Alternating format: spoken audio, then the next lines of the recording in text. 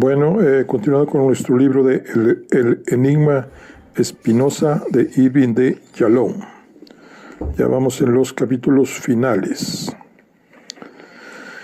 Y vamos al capítulo número 31.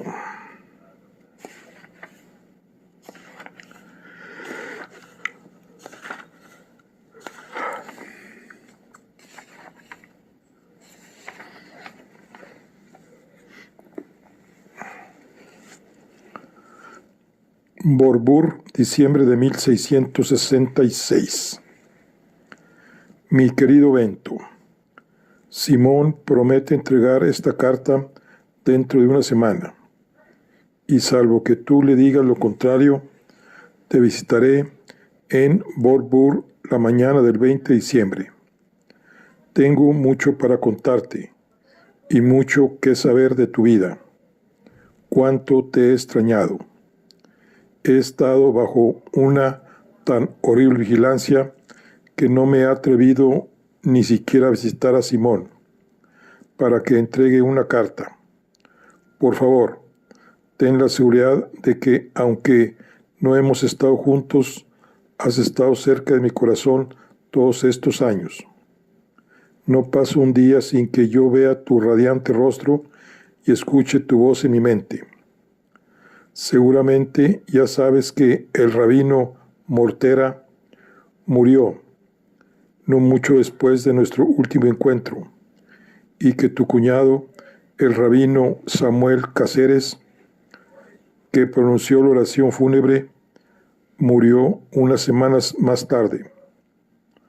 Tu hermana Rebeca vive con su hijo Daniel, ya de 16 años, y destinado al rabinato. Tu hermano Gabriel, ahora conocido como Abraham, se ha convertido en un próspero comerciante y viaja a menudo a Barbados por negocios. Yo soy un rabino. Sí, un rabino. Y hasta hace poco era el ayudante del rabino Aboab, que es ahora el rabino principal. Ámsterdam está ahora en medio de la locura, y nadie habla de otra cosa que no sea de la llegada del Mesías, Sabbatai Zevi.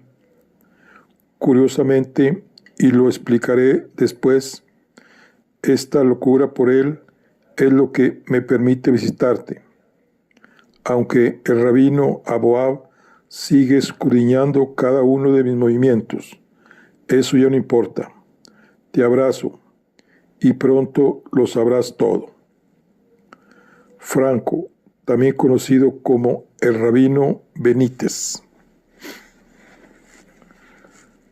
Bento leyó la carta de Franco una segunda y luego una tercera vez. Hizo una mueca ante las proféticas palabras. Ya no importa. ¿Qué quiere decir con eso? Y volvió a hacer una mueca ante la mención del nuevo Mesías, Sabbatai Zevi. Estaba en el ambiente. Apenas el día anterior había recibido una carta sobre la llegada del Mesías de uno de sus habituales interlocutores epistolares, Henry Oldenburg, secretario correspondiente de la Sociedad Real Británica de Ciencia. Bento buscó la carta de Oldenburg y releyó el pasaje pertinente. Corre aquí un extendido rumor de que los israelitas que han estado dispersos durante más de 2000 años van a regresar a su patria. Pocos por acá creen que eso, pero muchos lo desean. Estoy ansioso por recibir noticias sobre lo que los judíos de Ámsterdam saben de ello y sobre cómo son afectados por tan trascendental anuncio. Bento iba de un lado a otro mientras pensaba. Su habitación, con solado de baldosas, era más espaciosa que su habitación de Risburg. Sus 2 bibliotecas, ya llenas con más de 60 volúmenes grandes, ocupaban una de sus 4 paredes. Su abrigo cortado colgaba junto a 2 ventanas pequeñas de una segunda pared, y las 2 paredes restantes estaban adornadas con guardas de azulejos de Delft, decorados con molinos de viento, y una docena de hermosos paisajes holandeses, de pintores de los Países Bajos, coleccionados por Daniel Tiedemann. Su arrendador, un estudiante y admirador de su filosofía. Fue por insistencia de Daniel que Bento había dejado Rendsburg 3 años antes para alquilar una habitación en su casa en Borburg, un pueblo encantador, apenas a 3 kilómetros de la sede del gobierno de La Haya. Además, en Borburg estaba también la casa de un estimado conocido, Christian Huygens, el eminente astrónomo quien con frecuencia elogiaba las lentes de Bento. Bento se golpeó la frente con la mano mientras decía entre dientes: Sabbat y Sevi, la llegada del Mesías, qué locura. ¿Se terminará alguna vez toda esa tonta credulidad? Pocas cosas molestaban tanto a Bento como las irracionales creencias numerológicas, y 1666 fue un año lleno de fantásticas predicciones. Muchos cristianos supersticiosos sostenían desde mucho tiempo atrás que el diluvio universal ocurrió 1656 años después de la creación, y que un segundo advenimiento o algún otro hecho que cambiaría al mundo se iba a producir en 1656. Cuando ese año pasó sin sobresalto alguno, simplemente transfirieron las expectativas a 1666, un año al que se daba importancia por una afirmación en el libro del Apocalipsis, de que el número de la bestia era 666, 666, Apocalipsis 13:18. De ahí que muchos habían predicho la llegada del anticristo en 666. Cuando esa predicción falló, los profetas de nuestros días habían fijado la ominosa fecha en milenio más adelante, 1666, una creencia que adquirió más credibilidad por el gran incendio de Londres ocurrido apenas 3 meses antes. Los judíos no eran menos crédulos. Los mesianistas, especialmente entre los marranos, estaban todos esperando la llegada inminente del Mesías, que iba a reunir a los judíos dispersos para devolverlos a Tierra Santa. Para muchos, la llegada de Sabbatai Sevi era la respuesta a sus oraciones. El viernes, la fecha señalada para la llegada de Franco, Bento se distrajo inusitadamente por los ruidos del activo mercado de Borburg, a solo 30 metros de su habitación. Esto era raro para él, ya que normalmente se concentraba en su trabajo intelectual a pesar de todos los ruidos y acontecimientos del exterior. Pero la cara de Franco no dejaba de bailotear en su mente. Después de una media hora de leer y releer la misma página de Epicteto, se rindió, cerró el libro y lo devolvió a la biblioteca. Aquella mañana se permitió soñar despierto. Ordenó la habitación, acomodó las almohadas y alisó los edredones de plumón sobre la cama con dosel. Retrocedió para admirar su trabajo y pensó: algún día me moriré en esa cama. Esperaba ansioso la llegada de Franco y se preguntó si la habitación estaría suficientemente tibia.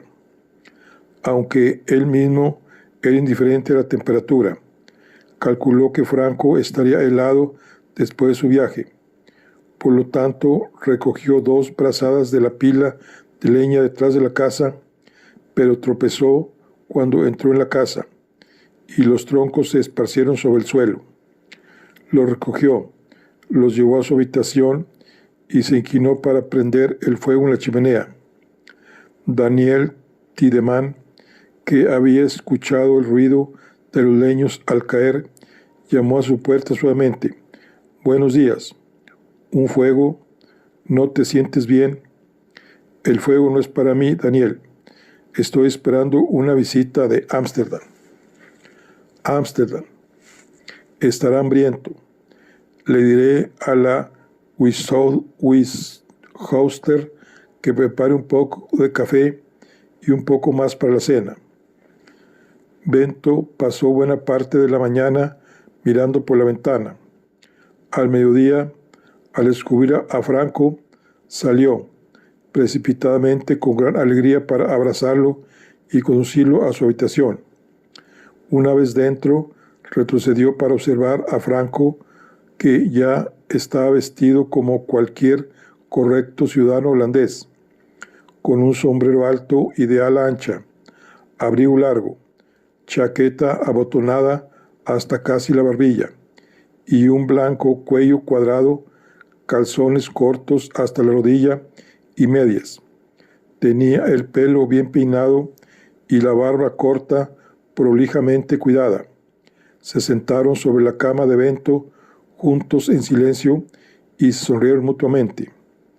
«Hay silencio hoy», comenzó Bento en el familiar portugués de otrora, «pero esta vez sé por qué.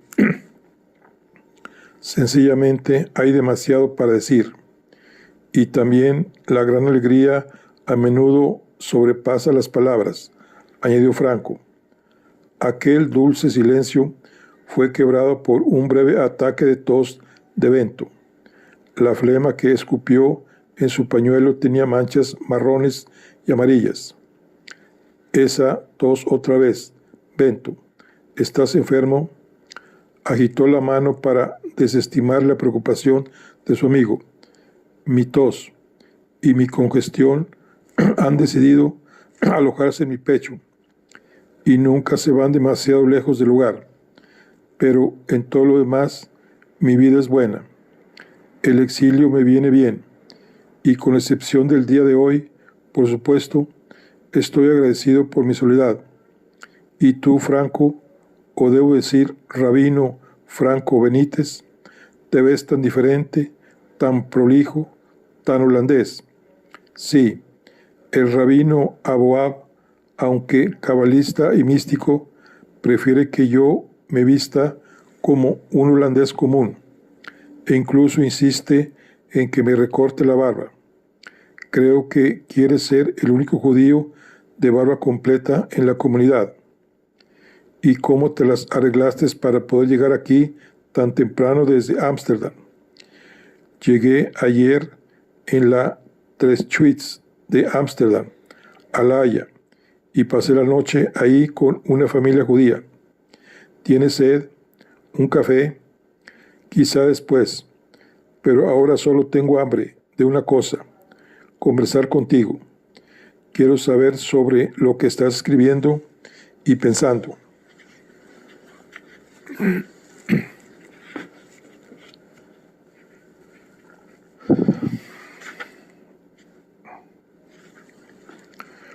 Conversaré más fácilmente si primero me saco una curiosidad de la mente. Unas palabras en tu carta me preocuparon bastante. Bento se dirigió a su escritorio, buscó la carta de Franco y la miró. Aquí está. Aunque el rabino Aboab siga escudriñando cada uno de mis movimientos, eso ya no importa. ¿Qué ha ocurrido, Franco? Lo que ocurrió fue lo que necesariamente ocurrió, y creo que uso tu término, necesario, de manera correcta, en lo que respecta a que las cosas no podrían haber ocurrido de otra manera. ¿Pero qué? No te alarmes, Bento. Por una vez no estamos apremiados por el tiempo. Tenemos hasta las 2 de la tarde cuando debo tomar la Techuis de regreso a Leiden, donde debo visitar a algunas familias judías. Tenemos mucho tiempo para recorrer la historia de mi vida y de la tuya. Lo contaremos todo, y todo estará bien, pero las historias se cuentan mejor desde el principio, más que desde el final hacia atrás. Como ves, todavía adoro las historias, y sigo con mi campaña de aumentar tu respeto por ellas.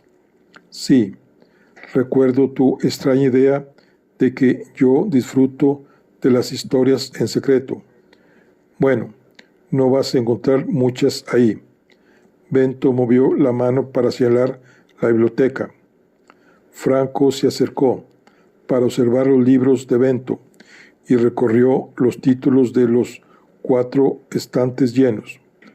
Ah, son hermosos, Bento. Ojalá yo pudiera pasar meses aquí leyendo tus libros y hablando sobre ellos. Pero mira esto. Franco señalaba un estante. ¿Qué es lo que ven mis ojos? ¿No son estos los más grandes narradores de cuentos del mundo? Ovidio, Homero, Virgilio. A decir verdad, escucho que me susurran algo. Franco acercó la oreja. Están rogándome. Por favor, léenos. Tenemos sabiduría, pero nuestro poco divertido amo hace caso omiso de nosotros.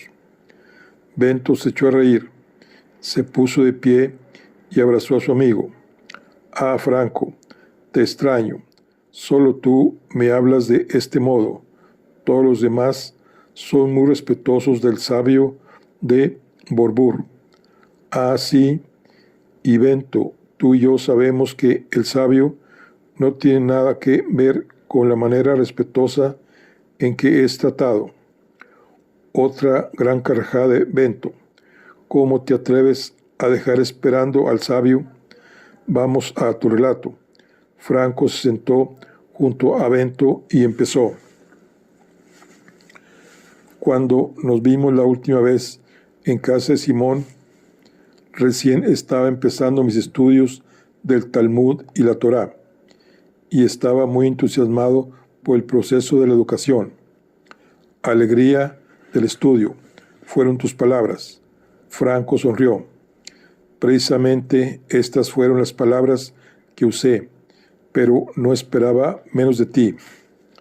Hace 3 o 4 años le pregunté al viejo cuidador de la sinagoga, Abraham, que estaba enfermo y al borde de la muerte, sobre sus recuerdos de ti, y me respondió, Baruch de Espinosa no olvida nada, lo retiene todo. Sí, estaba realmente feliz de aprender, y mi apetito y aptitud era tan evidente que el rabino Aboab pronto me consideró como su mejor alumno y extendió mi estipendio para que pudiera continuar con los estudios rabínicos. Te escribí sobre eso. ¿Recibiste mi carta? Bento asintió con la cabeza. La recibí, pero estaba intrigado. A decir verdad, estupefacto. No por tu amor por aprender cosa que comprendo y que compartimos, pero teniendo en cuenta tus fuertes sentimientos sobre los peligros, las restricciones, la irracionalidad de la religión, ¿por qué decidiste convertirte en rabino? ¿Por qué unirse a los enemigos de la razón? Me uní a ellos por la misma razón por la que tú los abandonaste. Benito levantó las cejas y luego sonrió ligeramente al comprender. Creo que comprendes, Bento. Tú y yo queremos cambiar el judaísmo, tú desde fuera y yo desde el interior. No puedo estar de acuerdo. Mi objetivo no es cambiar al judaísmo. Mi objetivo de universalismo radical eliminaría todas las religiones para instituir una religión universal, en la que todos los hombres trataran de alcanzar la santidad a través del conocimiento completo de la naturaleza. Pero volvamos a esto después. Explorar demasiados senderos impedirá que sigas con tu explicación de por qué la vigilancia del rabino Aboab ya no importa. Así que después de mis estudios, continuó Franco, el rabino Aboab me ordenó, me bendijo y me nombró su ayudante. Durante los primeros 3 años las cosas anduvieron bien. Participé junto a él en todos los servicios diarios y le alivié la carga al hacerme cargo de muchos de los bar mitzvach y de las ceremonias de bodas. Pronto su confianza en mí era tanta que me enviaba cada vez más miembros de la congregación que deseaban orientación y asesoramiento. Pero la era dorada, la época en que entrábamos del brazo a la sinagoga como padre e hijo, fue alterada. Hubo nubes oscuras aparecieron en el horizonte. Debido a la llegada de Sabatí Sevi, recuerdo al rabino Aboab como un mesianista ferviente. Incluso antes de eso, las cosas se pusieron mal cuando el rabino Aboab empezó a enseñarme la cábala. Ah, sí, por supuesto, e imagino que ahí fue cuando dejaste de ser un alegre estudiante. Exactamente. Hice lo mejor posible, pero mi credulidad fue estirada hasta el punto límite. Intenté convencerme de que este texto era un documento histórico importante, que yo debía estudiar cuidadosamente.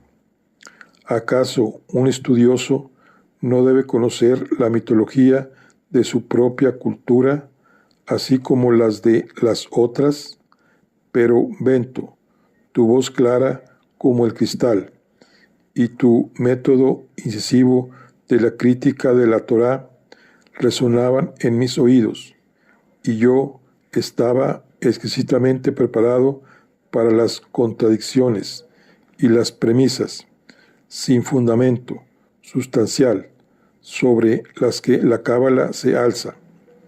Y por supuesto, el rabino Aboab insistía en que no me estaba enseñando mitología, me estaba enseñando historia, los hechos, la verdad viviente, la palabra de Dios, sin importar lo mucho que trataba de disimular. Mi falta de entusiasmo era evidente. Lentamente, día a día, su sonrisa cariñosa se fue desvaneciendo. Ya no me tomaba del brazo cuando caminábamos. Se volvió más distante, más desilusionado. Luego, cuando uno de mis estudiantes le informó que había usado la palabra metáfora para referirme a la descripción de Luria de la creación cósmica cabalística, me reprendió públicamente y restringió mis servicios. Creo que luego puso informantes en todas mis clases y reclutó observadores que informaban sobre todas mis actividades. Y ahora comprendo por qué no podías ponerte en contacto con Simón para escribirme. Sí, aunque no hace mucho, mi esposa encontró la traducción al holandés de 12 páginas hechas por Simón, de algunas de tus ideas acerca de cómo superar las pasiones. Tu esposa creía que no podías compartir con. Aguarda un momento. Paciencia. Regresemos a él en breve. Pero ahora continúo con mi cronología personal. Mis problemas con la cábala eran suficientemente molestos, aunque la verdadera crisis con el rabino Aboá se refería al supuesto Mesías, Sabbatai Zevi. ¿Qué puedes decirme de él? Imagino que hace mucho que leíste el Zohar, pero seguramente recuerdas las predicciones sobre la llegada del Mesías. Sí, recuerdo mi última conversación con el rabino Mortera, quien creía que los textos sagrados predecían la llegada del Mesías cuando los judíos estuvieran en su punto más bajo. Tuvimos un desagradable intercambio de palabras sobre eso cuando le pregunté si somos efectivamente el pueblo elegido, ¿por qué es necesario que nosotros estemos en el punto de la mayor desesperación para que el Mesías llegue? Cuando sugerí que parecía probable que la idea de un Mesías fue diseñada por seres humanos para combatir su desesperanza, se mostró indignado por mi atrevimiento de cuestionar la palabra divina. Bento, ¿puedes creer que de verdad añoro los buenos días del rabino Mortera? El rabino Aboá es tan extremo en sus creencias mesiánicas que el rabino Mortera parece un iluminista en comparación. Además, algunas coincidencias han incrementado el fervor del rabino Aboab. ¿Recuerdas la predicción de el Zohar sobre la fecha de nacimiento del Mesías? Recuerdo 9:5, el 9º día del 5º mes. Y aquí que se nos informa que Sabbatai Zevi nació en el 9º día de Ab en Esmirna, en Turquía, en 1626, y el año pasado fue proclamado como el Mesías por Natán, un cabalista de Gaza, que se ha convertido en su protector. Los rumores de milagros abundan. Se dice que Zevi es carismático, alto como un cedro, hermoso, piadoso y ascético. Se dice que ayuna durante largos periodos mientras canta los salmos con voz melodiosa toda la noche. Donde quiera que viaja, parece dedicarse a ofender y amenazar a las autoridades rabínicas arraigadas. Fue expulsado por los rabinos de Esmirna porque se atrevió a pronunciar el nombre de Dios desde la bimá de la sinagoga, y fue expulsado por los rabinos de Salónica por realizar una ceremonia nupcial con él mismo como novio y la Torá como novia. Pero no se mostró muy preocupado por el desagrado de los rabinos y continuó deambulando por la Tierra Santa, reuniendo cada vez más seguidores. Pronto las noticias de la llegada del Mesías se esparcieron como un huracán en todo el mundo judío. Con mis propios ojos vi a judíos de Ámsterdam bailar en las calles cuando llegaron las noticias, y muchos han venido o regalado todos sus bienes mundanos para luego zarpar con la idea de unirse a él en Tierra Santa. Y no solo los más ignorantes, sino también muchos de nuestros ciudadanos eminentes han sido presas de su atractivo. Incluso el siempre cauteloso Isaac Pereira se ha deshecho de toda su fortuna para ir a reunirse con él. Y en lugar de restaurar la cordura, el rabino Aboá celebra y alienta el entusiasmo por este hombre a un ritmo febril. Todo esto a pesar de que muchos rabinos en Tierra Santa amenazan a Sabbatai Zevi con la cherem. Bento, con los ojos cerrados, se llevó ambas manos a la cabeza gimiendo: ¡qué tontos! ¡Qué tontos! Espera, todavía falta lo peor.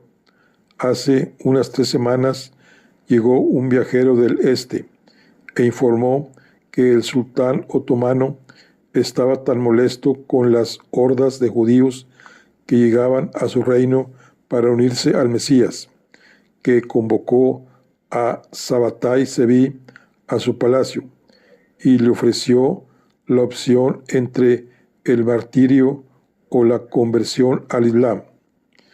¿Cuál fue la decisión de Sabbatai Zevi? El Mesías decidió hacerse musulmán inmediatamente. Se convirtió al Islam, así nomás. La cara de Bento registraba la sorpresa, de buenas a primeras. Entonces la locura por el Mesías se terminó. Uno creería que sí. Uno pensaría que todos los seguidores del Mesías se iban a dar cuenta de que habían sido engañados, pero no, ni en lo más mínimo. En cambio, Natán y otros han convencido a sus seguidores que su conversión es parte del plan divino, y centenares, quizá miles de judíos lo han seguido convirtiéndose al Islam. ¿Y qué ocurrió entonces contigo y el rabino Aboab? Yo ya no podía contenerme más e insté a mi congregación a recuperar la cordura, a dejar de vender sus casas y pertenencias y esperar por lo menos 1 año antes de emigrar a la Tierra Santa.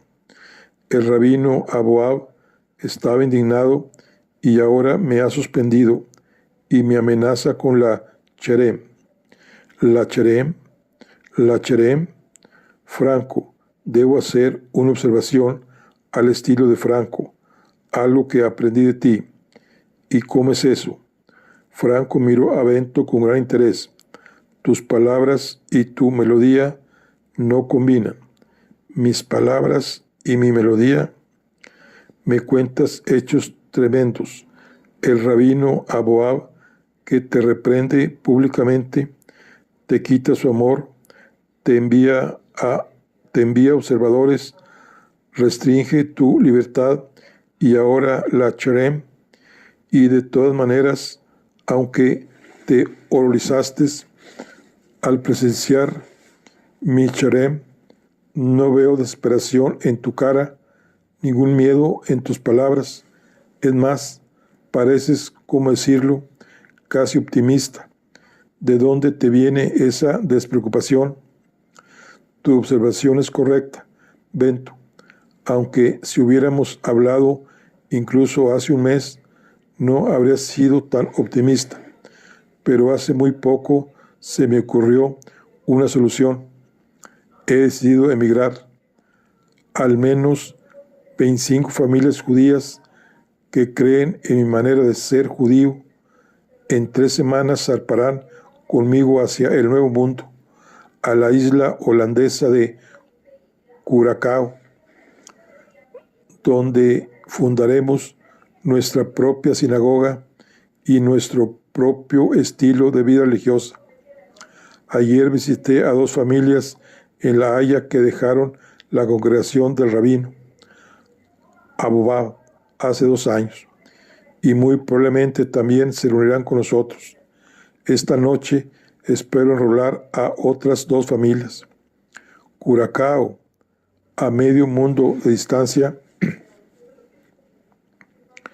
Créeme, Bento, aunque estoy lleno de esperanza sobre nuestro futuro en el nuevo mundo, estoy también sumamente triste al pensar que tú y yo podríamos no volver a vernos nunca más. Ayer en el viaje en la Tresquiz soñé despierto, y no por primera vez, que ibas a visitarnos en el nuevo mundo, y luego decidías quedarte con nosotros con nuestro sabio y erudito, como nuestro sabio y erudito. Pero sé que es un sueño. Tu tos y tu congestión me dicen que no puedes hacer el viaje, y tu satisfacción con la vida que llevas me dice que no vendrás. Bento se había puesto de pie e iba de un lado a otro de la habitación. Estoy tan conmocionado que no puedo siquiera quedarme sentado, aunque nuestras reuniones son forzosamente poco frecuentes. Tu presencia en mi vida es vital para mí.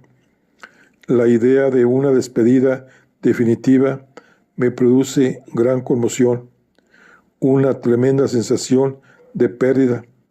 No puedo encontrar palabras para expresarlo, y al mismo tiempo mi amor por ti provoca otros pensamientos. Los peligros. ¿Cómo vas a vivir? No hay ya judíos y una sinagoga en Curacao. ¿Cómo los van a aceptar? El peligro está siempre presente para los judíos. Hemos estado siempre oprimidos, si no por los cristianos o los musulmanes, entonces por nuestros propios mayores. Ámsterdam es el único sitio en el viejo mundo que nos ofrece algún grado de libertad, pero muchos prevén el final de esa libertad. Muchos enemigos adquieren fuerza. La guerra con los ingleses está terminada, pero muy probablemente dentro de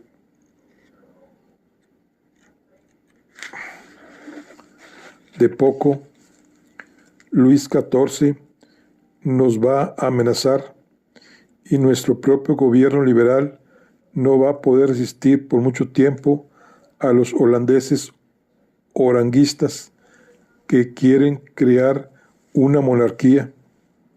¿No compartes estas preocupaciones, Bento? Sí, tanto es así que he dejado de lado mi trabajo sobre la ética y ahora estoy escribiendo un libro sobre mis opiniones teológicas y políticas. Las autoridades religiosas tienen influencias sobre los cuerpos gobernantes y ya se están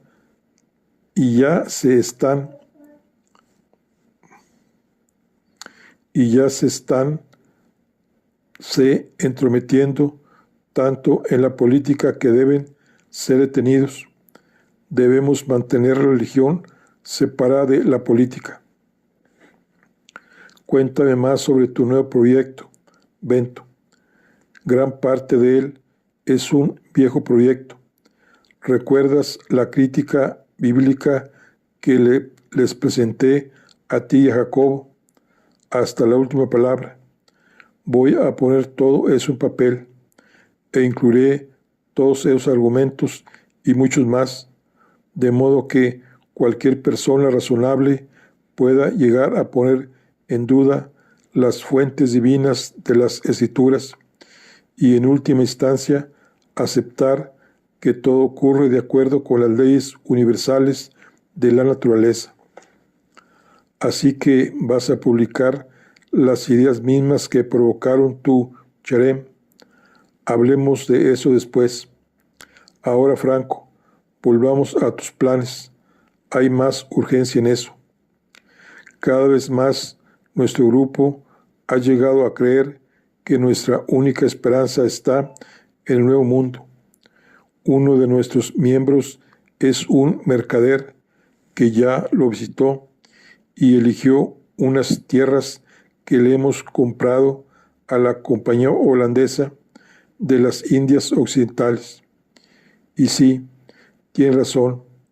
Ya hay una comunidad judía establecida en Curacao, pero estaremos en el lado opuesto de la isla, en nuestras propias tierras.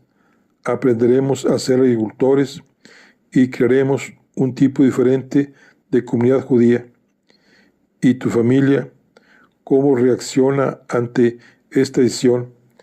Mi esposa Sara acepta irse, pero solamente bajo ciertas condiciones.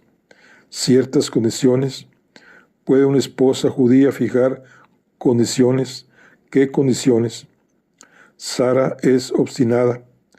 Acepta irse solo si yo acepto tomar en serio sus propias opiniones acerca de cambiar la manera en que el judaísmo considera y trata a las mujeres. No puedo creer lo que escucho. La manera en que consideramos a las mujeres. Nunca escuché semejante tontería. Me pidió que hablara contigo precisamente sobre este tema. Le hablaste a ella de mí. Yo creí que ibas a mantener en secreto tu contacto conmigo, incluso con ella. Ella ha cambiado. Hemos cambiado. No tenemos ningún secreto entre nosotros. Puedo repetir las palabras de ella para ti. Bento asintió con la cabeza cautelosamente. Franco se agarró la garganta y habló en un tono más alto. Señor Espinosa, ¿está usted de acuerdo en que es justo que las mujeres sean tratadas como criaturas inferiores en todo aspecto? En la sinagoga debemos sentarnos separadas de los hombres y en peores asientos. Y Sara, interrumpió Bento de inmediato sumándose al juego. Por supuesto, ustedes las mujeres y sus miradas lujuriosas se sientan en lugares separados. ¿Es correcto que la atención de los hombres sea apartado de Dios? Sé exactamente cuál es la respuesta de ella, dijo Franco, y continuó imitándola. Usted quiere decir que los hombres son como bestias en estado de excitación constante y son arrancados de sus mentes racionales por la mera presencia de una mujer. La misma mujer con la que se acuestan juntos todas las noches, y la simple vista de nuestros rostros puede apartarlos de Dios. ¿Puede usted imaginar cómo nos afecta eso a nosotras? Ah, mujer tonta, por supuesto que deben ustedes estar ocultas para que no las veamos. La presencia de sus ojos tentadores, de sus párpados que revolotean, sumados a los comentarios poco profundos que ustedes hacen, son adversos a la contemplación religiosa. Así que porque los hombres son débiles y no pueden concentrarse en algo, es culpa de la mujer y no de ellos. Mi marido me dice que usted ha dicho que nada es bueno o malo, sino que es la mente la que hace que algo sea bueno o malo. ¿Es correcto? Bento asintió con la cabeza de mala gana. Entonces, quizás es la mente del hombre la que debe de ser fortalecida. Quizá los hombres deban usar anteojeras de mulos en lugar de exigir que las mujeres lleven velos. ¿Está claro lo que quiero decir o continúo? Bento está por empezar a responder en detalle, pero se detuvo y sacudiendo la cabeza, aceptó. Continúa.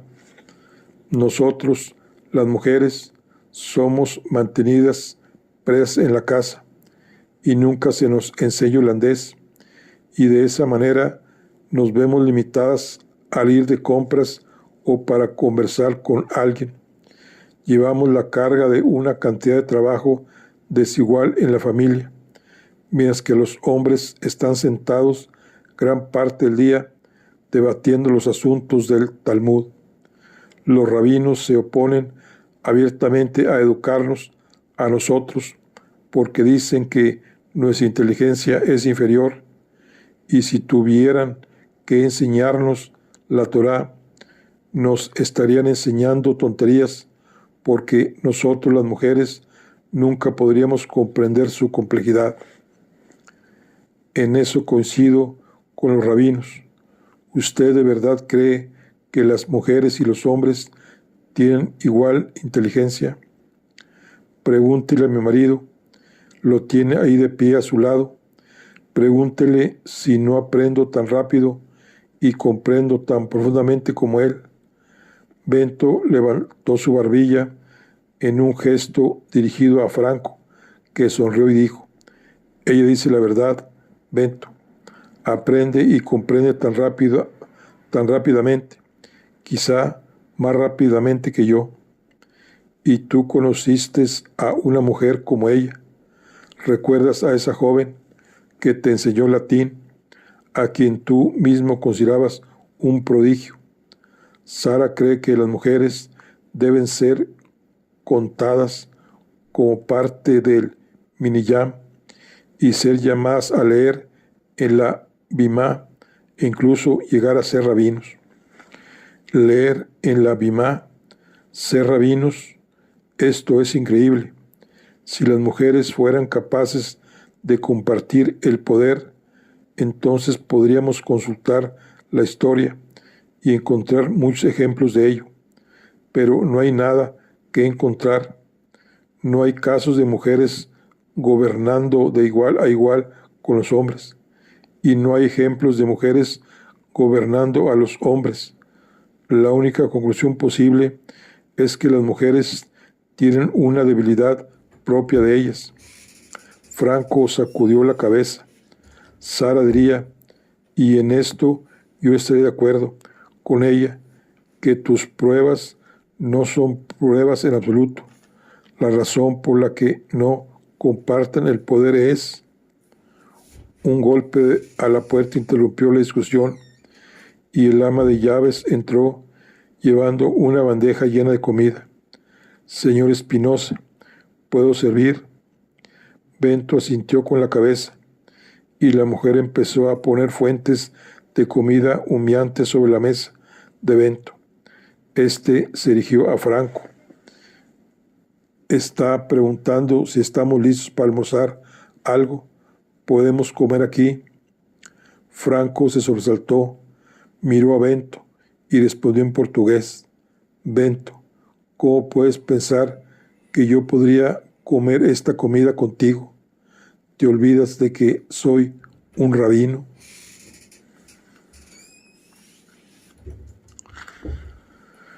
Bueno, pues aquí concluimos la charla del día de hoy.